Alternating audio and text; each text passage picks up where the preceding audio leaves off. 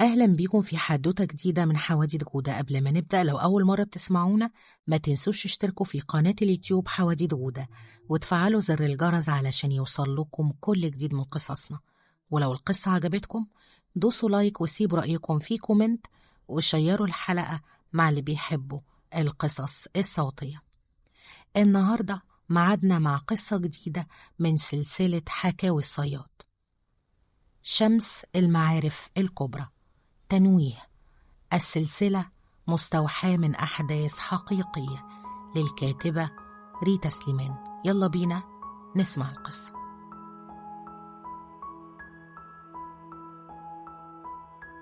يوم الخميس ده كان يوم مميز جدا، كنت بحب أزور فيه بيت خالي، بس لما رحت لهم آخر مرة بنت خالي اعترفت إنها بتحبني. بصراحة رفضتها، بس مش عشان هي وحشة أو غير مناسبة، بالعكس هي كانت جميلة ومتربية كويس. الفكرة بس إننا كنا متربيين سوا، فما كنتش شايفها أكتر من أخت. المشكلة إني لما رفضتها قالت لي جملة بتضحك، افتكرتها وأنا قاعد مع عم صابر على البحر. ضحكت وهو لاحظ ده فقال لي: بتضحك على إيه؟ بتضحك على إيه يا ولا؟ ما تضحكني معاك. بصراحة يا عم صابر النهاردة كنت عند خالي وبنته اعترفت لي إنها بتحبني، ولما رفضتها قالت لي إني لو ما حبيتهاش بالذوق هتخليني أحبها بالعافية وهتعمل لي عمل. وهي دي حاجة تضحك يا ابني؟ آه طبعا يا عم صابر. لا يا ابني، دي حاجة مرعبة. تخيل تكون مجبر تحب حد غصب عنك، ولو رفضته أو بعدت عنه تشوف الهوايل. وده بجد يعني ممكن يحصل؟ أيوة، أمال إيه؟ تحب أسمعك حكاية سليم علشان تصدق؟ وإيه سليم ده كمان؟ هقولك. سليم ده كان شاب حليوة، مفيش بنت تشوفه إلا وتحبه. كان شايف نفسه أحسن حد وسط رجالة الحي، لحد ما وقع في حب بنت من الحتة اسمها شمس، بس هي رفضته، وكانت دي أول مرة بنت ترفضه. فمن غير تفكير، وده اللي خلى قلبه يتشعلق فيها أكتر، ويروح يطلبها مرة واتنين وتلاتة بس من غير فايدة. فهنا هو حلف وقال لها إنه هيخليها تحبه غصب عنها وتجري وراه، وهو مش هيعبرها ولا يبص في خلقتها تاني. للأسف الواد سليم نفذ تهديده، وبقينا نصحى كل يوم على صراخ البت شمس. ساعات نشوفها تمشي على سور بيتهم، وساعات تجري في نص الليل ناحية المقابر.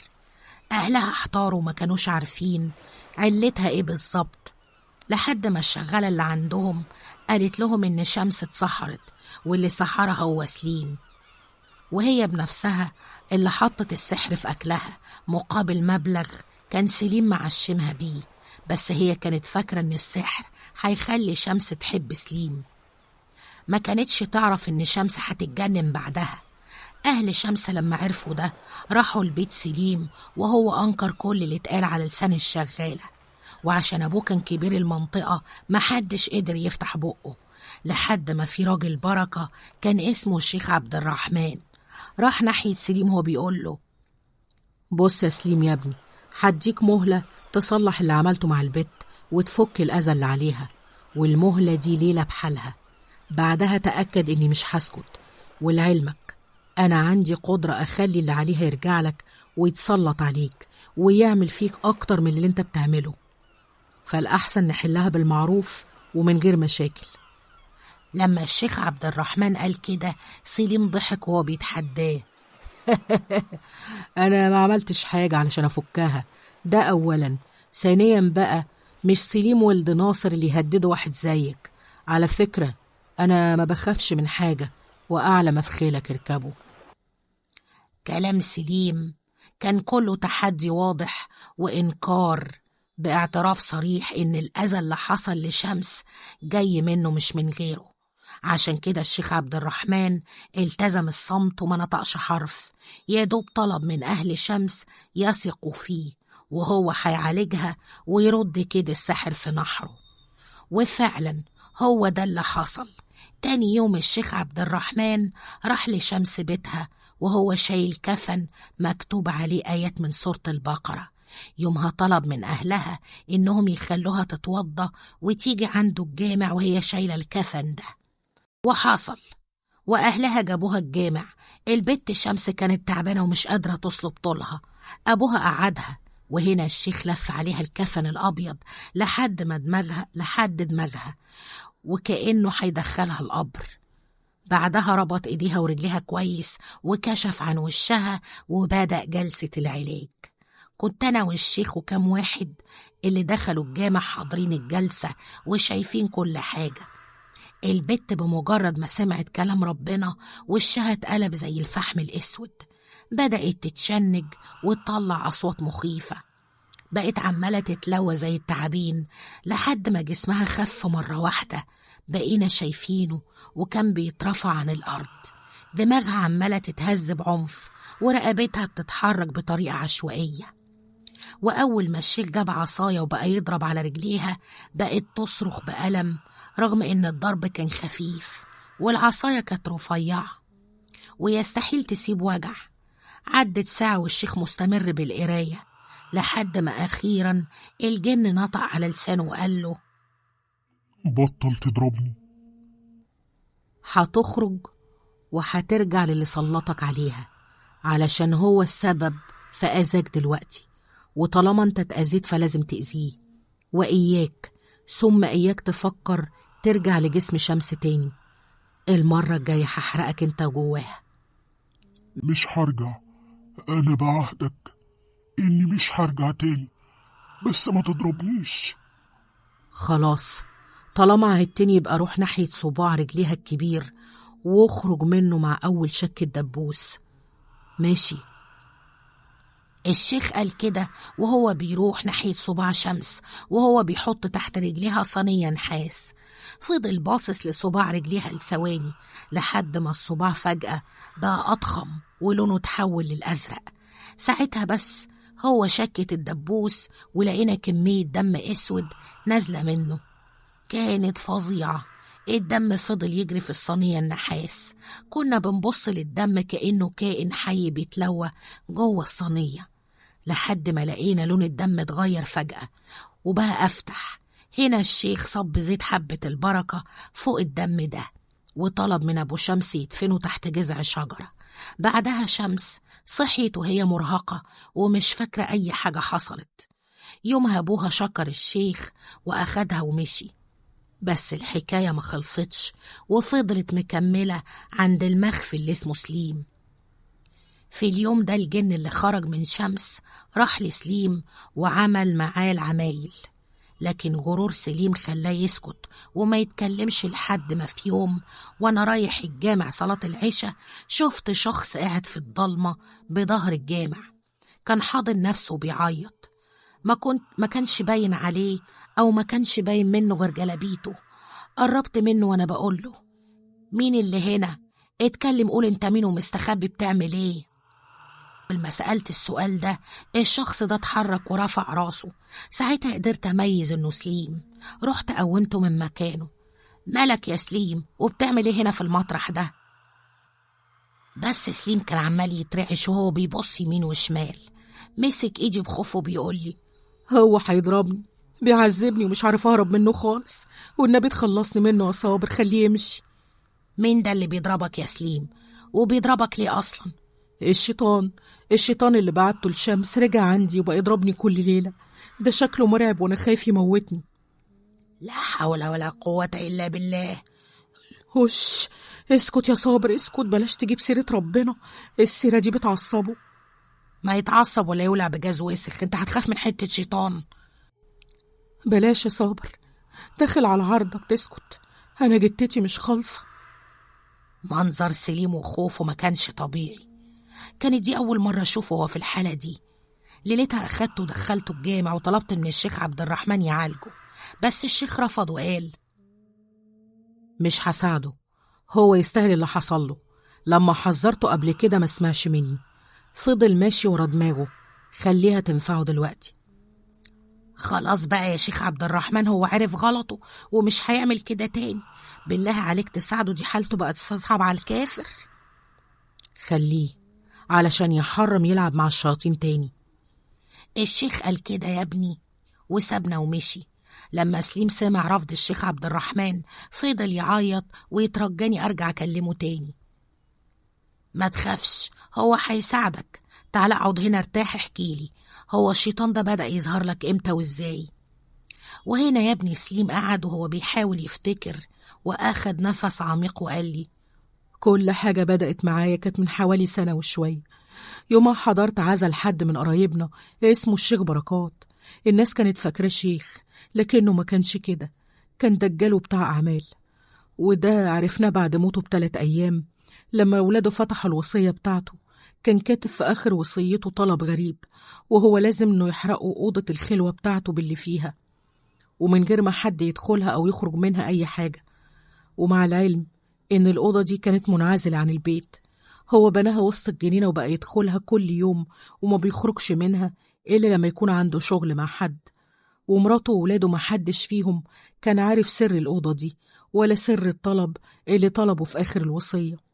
لكن في النهاية دي وصية ميت ولازم تتنفذ.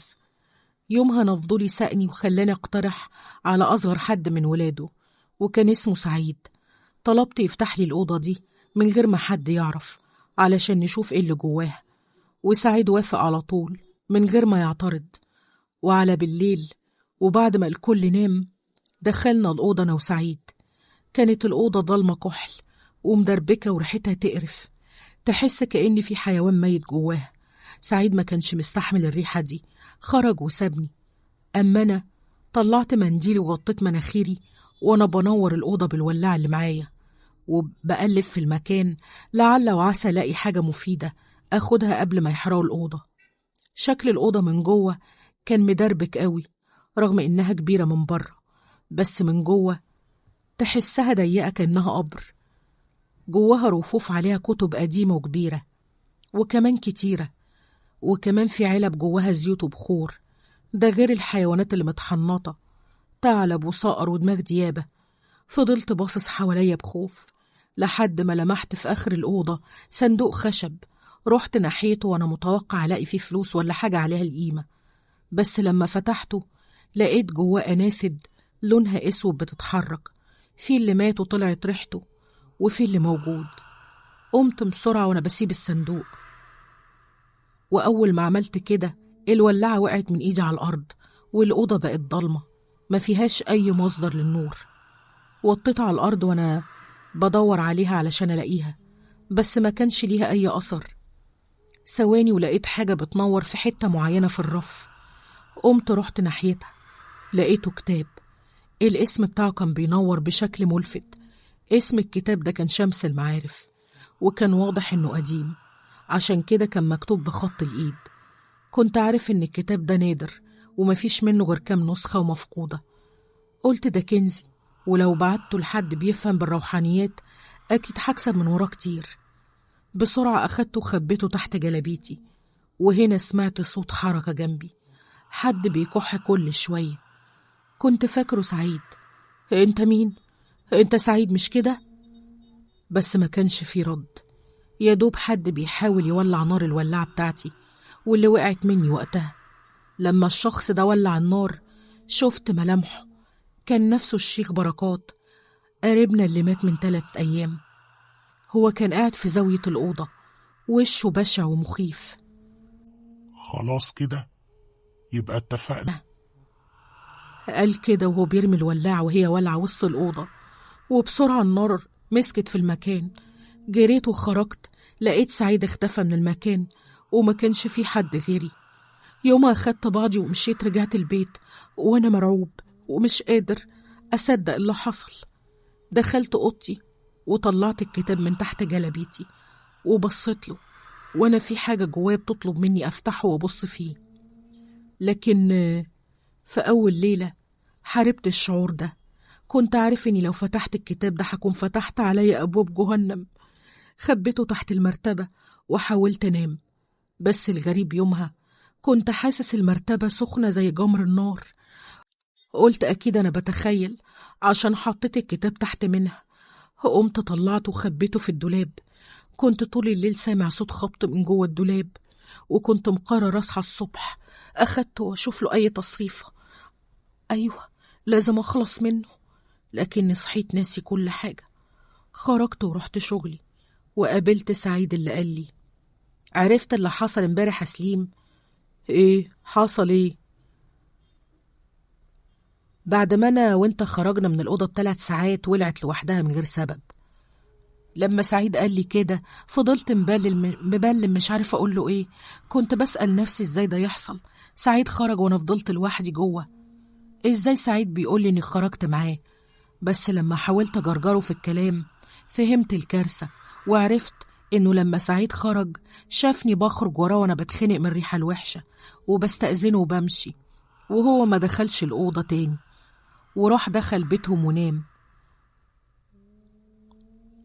التفاصيل اللي حكاها لي كانت صعبة تتصدق، بس من وقتها حسيت إن حياتي هتتقلب. يومها رجعت البيت وبدأت أقرأ الكتاب، طبعا غصب عني. كنت بصحى ألاقيه جنبي على السرير. في البداية ما كنتش فاهم منه حاجة، بس بعدها بدأت أفهم وتعلمت منه طرق التحضير والتسخير، وده بعد ما عملت العهد مع خادم الكتاب ده. لما سليم خلص التفصيلة دي حبيت أعرف تفاصيل أكتر، فسألته عمل العهد إزاي. في البداية كنت بشوف شخص في المنام شايل برطمان عسل، بس كان عسل جواه عناكب لونها أسود. كان بيطلب مني أكل العسل ده.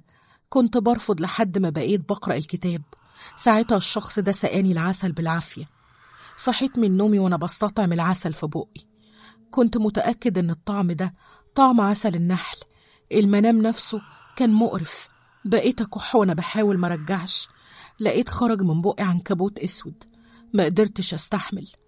بقيت برجع كل اللي في معدتي. بنفس اليوم بالليل صحيت على صوت شخص بينده باسمي. لما بصيت لقيت الشخص اللي في المنام ظهر قدامي.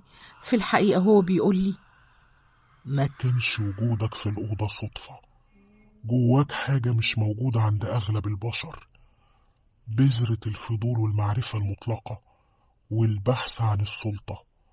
وطالما انت سعيد يبقى لازم تنول المراد.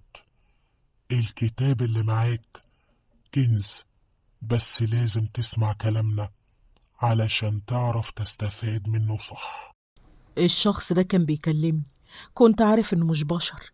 هزيت دماغي بالموافقة وبقيت أجرب التعويذ اللي جواه، وكانت نافعة معايا. خلت أبويا ينفذ لي أي طلب أطلبه. خلت عندي قبول عند كل الناس ما عدا البت شمس. هي الوحيدة اللي نفدت. كنت عايزة أذلها وأكسر غرورها. عملت لها سحر محبة، سحر مأكول، بس ما جابش أي مفعول. وهنا قررت أنفذ عليها تعويذة الجلب. بس المرة دي الطلب مني طلب كان صعب أنفذه. الطلب إني أسجد لكيان هيظهر قدامي، وده هو المفتاح علشان ينفذ لي اللي أنا عايزه. أنا وقتها رفضت، بس بعدها قلت أعمل كده، وبعد ما أحرق الكتاب وأتوب لربنا بعدها. ونفذت ده على الساعة 2:30 بالليل. كنت بردد التعويذة على عروسة عملتها على هيئة شمس بعد ما خليت الشغالة تسرق خصلة من شعرها، والعمل اشتغل. ساعتها ظهر الكيان اللي لازم أسجد له. كان الشيطان بذات نفسه بهيئته المخيفة والبشع. جسم مشعر زي أجسام البشر، ودماغ حيوان أشبه بالجدي. عنده قرون وفي نجمة وسط دماغه. لما سجدت له صرخ وبدأ يطلع صوت مخيف، وكأنه بيحتفل بالإنجاز ده عن طريق صراخه بصوت عالي ومش مفهوم. المهم بعد ما هو عمل كده اختفى. يومها حرقت الكتاب وقلت خلاص، اللي حفظته من الكتاب كافي بالنسبة لي في حالة احتاجت ليه تاني. بعدها بأيام سمعت إن شمس شبه اتجننت. أنا وقتها اتضايقت. أنا ما كنتش عايزة تتجنن، كنت عايزة تحبني. بس اتضح إنه حصل لها ده لأنها كانت ملتزمة وبتصلي ومش بتسيب فرض. عشان كده جسمها وروحها رفضوا السحر ده، وده اللي خلى أعراضه تظهر عليها.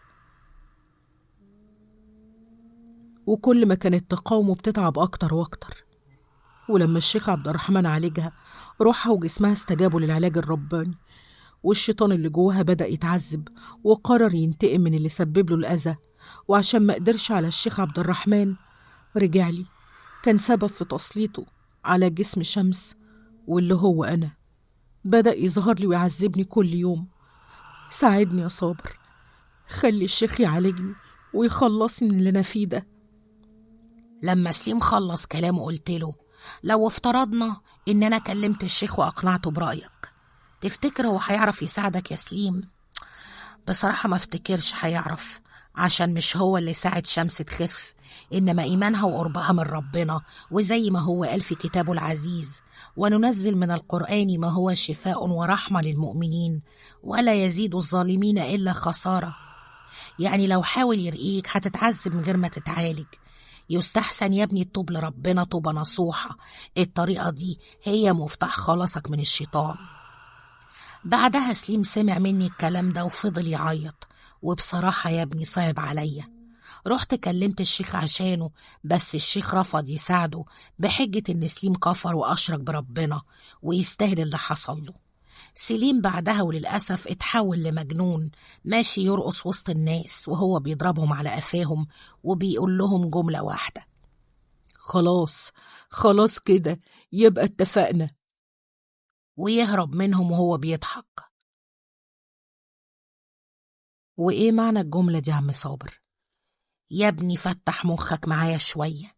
الجملة دي سبق واتقالت في الحكاية، قالها الشيطان لسليم وهو بيسرق الكتاب من الأوضة لما ظهر له بهيئة الشيخ بركات. افتكرت. ودي معناها ان الشيطان كان عارف نية سليم وعارف الهدف من سرقته لكتاب شمس المعارف.